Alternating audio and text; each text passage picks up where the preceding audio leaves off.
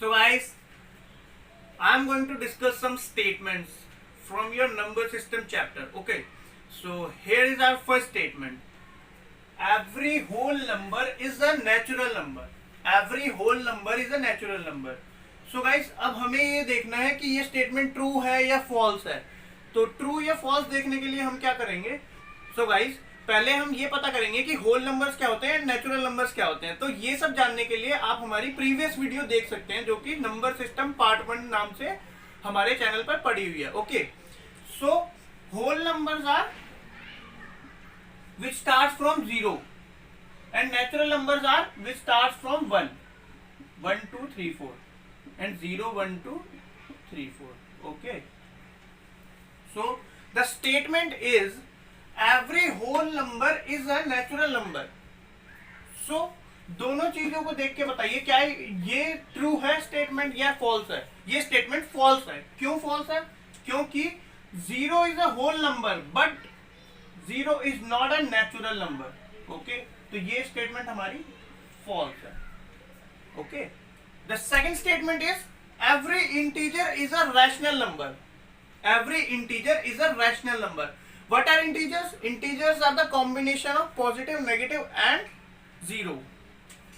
Okay, so every integer, अगर हम integer किसी भी इंटीजर को अगर हम m से रिप्रेजेंट करें तो every integer is a rational number. This statement is true. Why true? Because every integer contains 1 in its denominator. Hence, it is represented in the form of p by q, where q is not equal to 0. Okay. So guys, the third statement is every rational number is an integer. क्या ये सही है? No. This statement is false. क्यों false है ये statement? क्योंकि 3 by 5 is also a rational number but it is not an integer. The next statement is every integer is a whole number. This statement is also false because integers contains negative numbers also but whole numbers are positive numbers. So this statement is false. Every rational number is a whole number. So guys, this statement is also incorrect, wrong, false. Because 5 is a rational number, but 3 by 5 is not a whole number. So now move on to our next topic, that is some questions related to your chapter number system. It will be the second part of the topic, number system. Okay, now in this video we are going to take some questions so that we can understand the topic more clearly. Okay, so guys, here we have taken question in a journal form. That is, can make a lot of questions from this question also by changing the value of n, r and s. So the question is find n rational numbers between r and s. Here r and s are two rational numbers. Here n is the number of rational numbers which we have to find between r and s. Okay, तो हमें क्या करना है कि हमें r और s दो rational numbers given है और r और s के बीच में हमें n रैशनल नंबर्स फाइंड करने हैं. ओके, इस तरह के क्वेश्चन को करने के दो मेथड हो सकते हैं, तो हम वो दोनों मेथड स्टडी कर लेते हैं and then after I will tell you is better and why. Okay, so first method is find r plus s by 2. Okay, this number will be in between r and s. Okay, अब हमारे पास क्या होगा, इस number को हम नाम दे देते हैं a. ओके, सो अब क्या हो गया कि ये r है, ये a है एंड ये s है. ये हमारे पास हो गया. ऐसा हमारे पास फॉर्मेट बन जाएगा. a हमारा इन दोनों के बीच में कहीं पे आएगा. ओके, अब ये हम नहीं बोल सकते कि दोनों के बिल्कुल बीच में आएगा या दोनों इसके पास होगा, इससे दूर होगा, वो हमें नहीं जानना. लेकिन हमें इतना पता है कि a जो है हमारा वो उसके बीच में आएगा.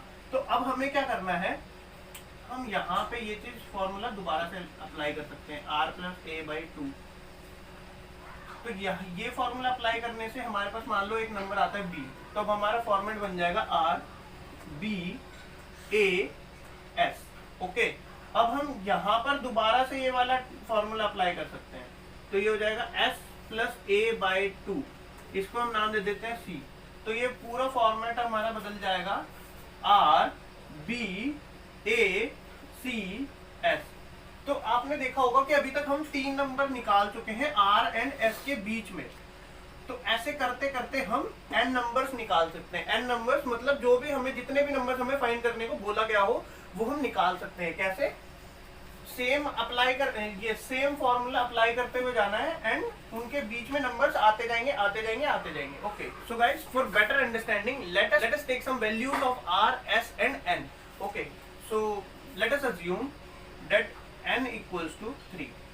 Okay, we have to find 3 numbers in between r and s, or and the value of r is 1 and value of s is 2. Okay, so now what we have to do, find r plus s, उसको हम a नाम देते हैं, r plus s by 2.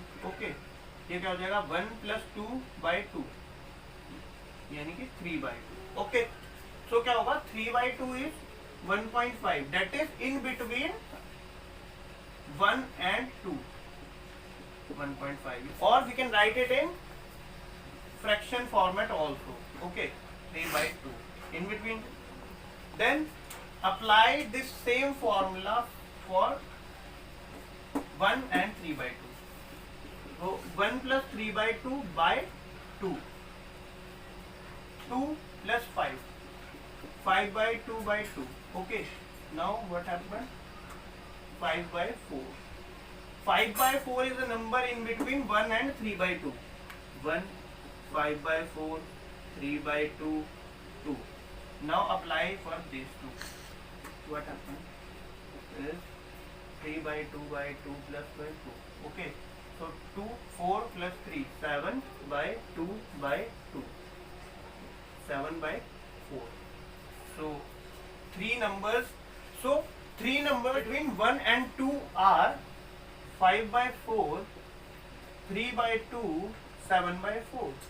Okay guys, so let's move on to the another method of solving this question. So guys, let's move on to our second method. Okay, so in this method what we have to do is find n plus 1. First of all find n plus 1, and then what we have to do is r में numerator and denominator में n plus 1 से हमें multiply कर देना है। Okay, तो इससे हमारे पास एक नंबर ऑब्टेन हो जाएगा एंड s में भी हम मल्टीप्लाई कर देंगे n प्लस 1 से, ऊपर और नीचे दोनों साइड, तो इससे भी हमारा एक नंबर ऑब्टेन हो जाएगा।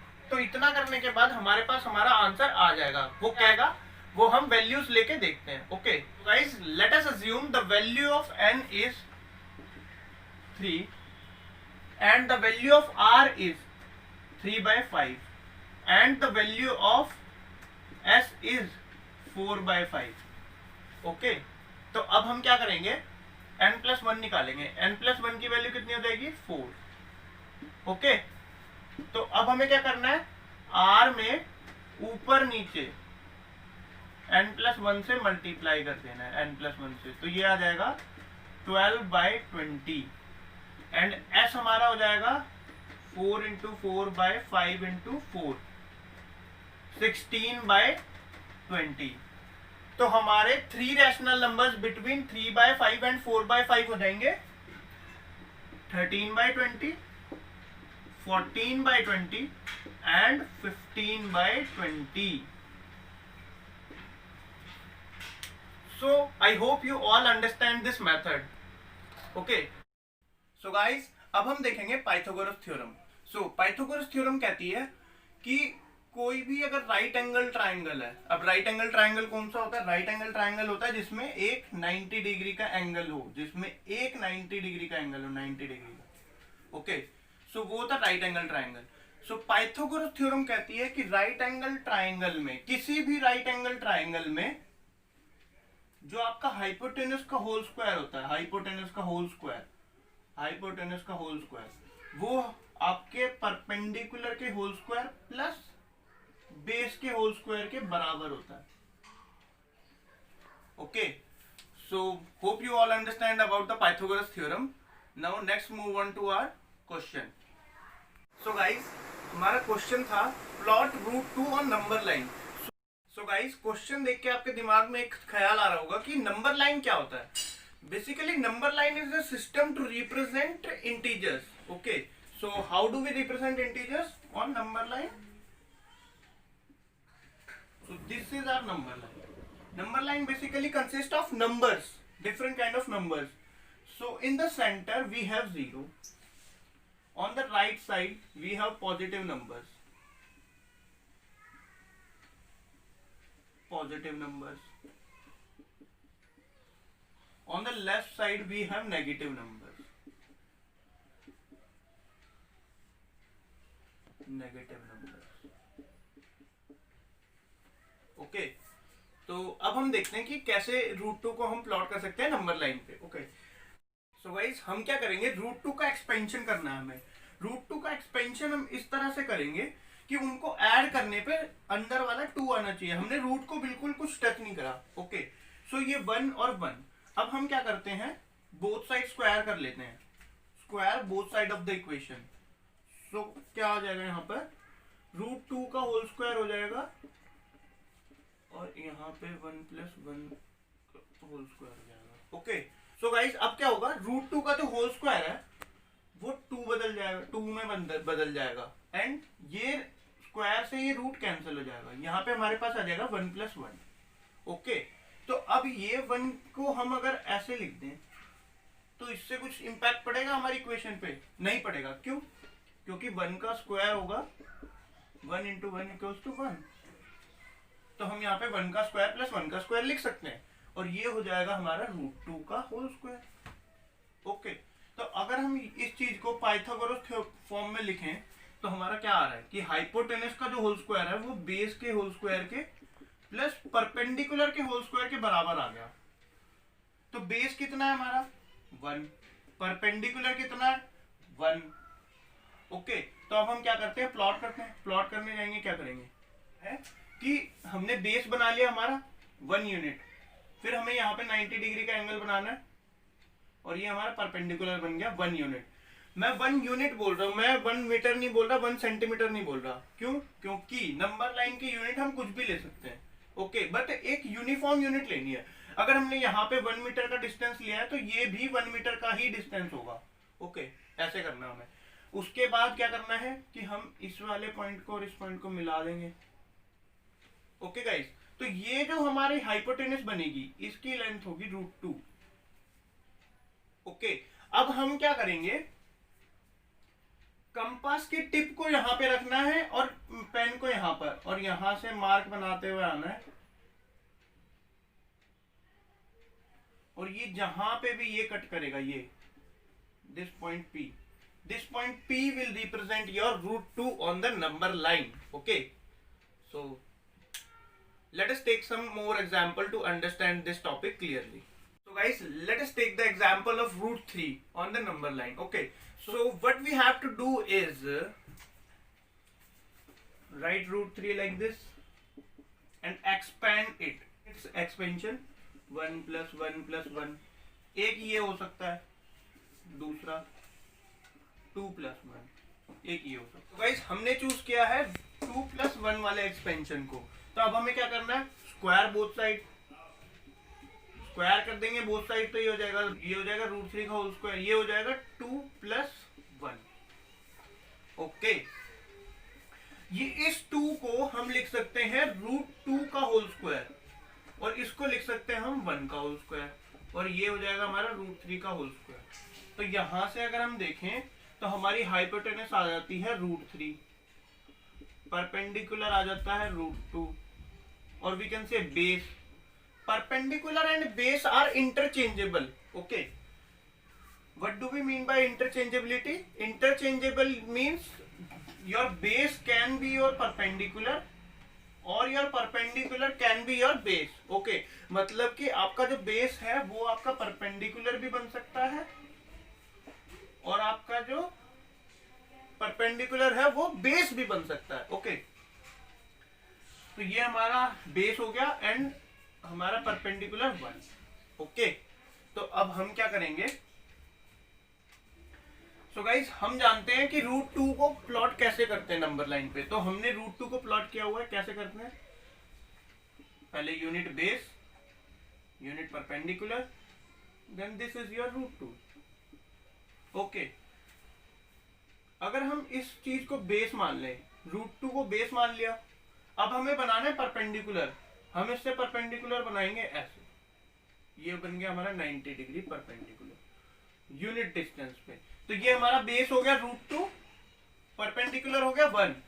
तो अगर हम इसको यहाँ इस पॉइंट से मिला देंगे तो ये चीज हमारी हो जाएगी √3 हाइपोटेनस। ओके, सो ये वाले ट्राइंगल को अब हम कंसीडर कर रहे हैं, ऊपर वाले ट्राइंगल को। ओके, इसको हम नाम दे देते हैं OAB।